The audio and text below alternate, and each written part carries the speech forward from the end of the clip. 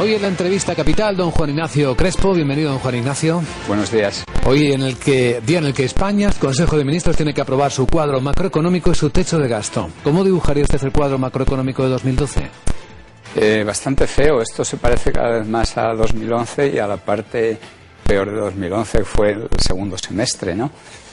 Si recuerda, 2011 empezó muy optimista, con bolsas al alza, con los mercados de deuda bastante tranquilos, con los datos macro que iban viniendo bastante buenos, hasta que en marzo-abril empezó a torcerse la cosa. Sí. Salió una cifra de ventas al por menor en Alemania muy mala, como hoy. Como esta mañana. Como esta mañana. Empezaron a venir datos de desaceleración industrial en China, como las últimas semanas, en Estados Unidos, en Europa, como ayer. Los datos de PMI manufacturero en Estados Unidos fueron malos, mucho peor de lo que se esperaba, y en Europa también, como sabemos.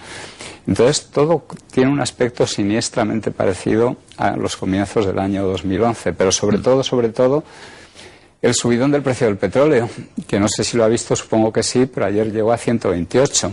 Sí, ahora está por encima de 125, el gráfico que usted nos ha traído y que pueden ver también quienes nos siguen por Internet y por televisión, por Bienes Televisión.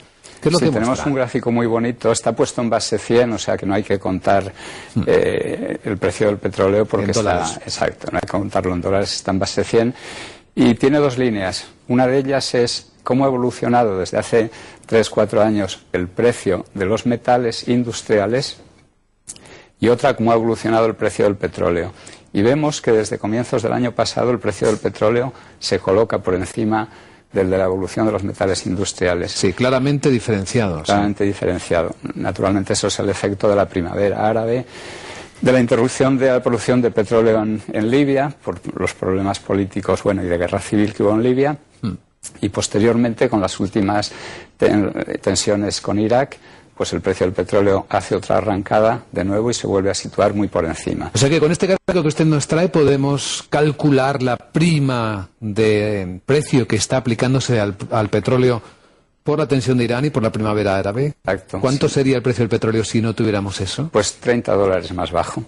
$30 a los precios de ayer o antes de ayer. Sí. Si contamos los precios de ayer en el punto máximo, pues serían $33-34. O sea que podría estar en $70 el crudo ligero americano y en 95 el Brent. Exacto, el Brent.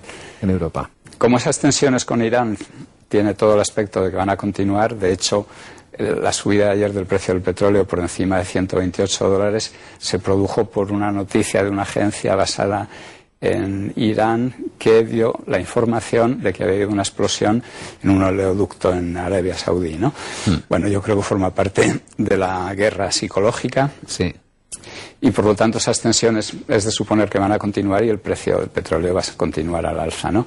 Eso es letal para las economías porque destruye demanda del propio petróleo y demanda de otros productos. Con lo cual estamos con un panorama de desaceleración que empieza un poco como el del año pasado, veremos a ver en qué termina, tanto en Estados Unidos como en Europa. Y de Europa, de la historia que están escribiendo los líderes en el Consejo de hoy mismo, con este plan que van a firmar disciplinario, es su principal contenido. ¿Qué lecciones traemos? ¿Cuánto le queda a Europa para encajar sus cosas? Le queda mucho, pero yo extraería una conclusión optimista, es que ¿cuál sería el resultado de estos 2 años de crisis desde que empezó Grecia? ¿Es optimista esa conclusión? Bueno, con lo que voy a decir a continuación voy a resaltar la parte optimista, pero la parte pesimista está a la vista de todo el mundo y se suele olvidar la otra, ¿no? La parte optimista es que en estos 2 años, primero, la Unión Europea y la Eurozona han sobrevivido. Segundo, el problema griego se ha masajeado de tal forma que hoy usted y yo estamos aquí tranquilamente charlando, y si no fuera porque yo fuerzo el hablar de Grecia, seguramente ni mencionaríamos a Grecia. ¿Y por qué fuerzo el hablar de Grecia? Porque la resolución del problema griego está toda cogida con alfileres y todo el mundo tan tranquilo. Es decir, Standard & Poor's a principios de semana declara a Grecia en mora selectiva y no pasa nada en los mercados. A pesar de que de eso, cuando la ISDA, la Asociación Internacional de Derivados, tiene que decidir si hay evento de default, si Grecia ha entrado en mora o no, decide que no, a pesar de que las condiciones para los bonos que tiene el Banco Central Europeo son muy diferentes de las condiciones para el resto de los tenedores de bonos griegos, y así sucesivamente.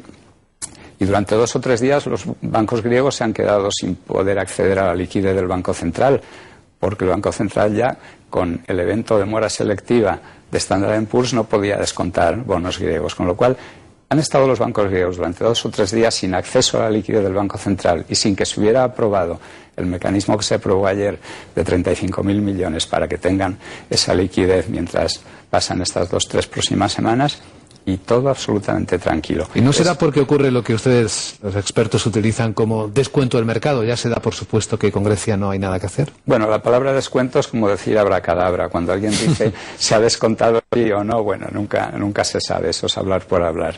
Entonces yo diría que sencillamente es como si Lehman Brothers hubiéramos tenido 2 años para masajearlo, para irlo bajando de tono y finalmente, digamos, para reducirlo.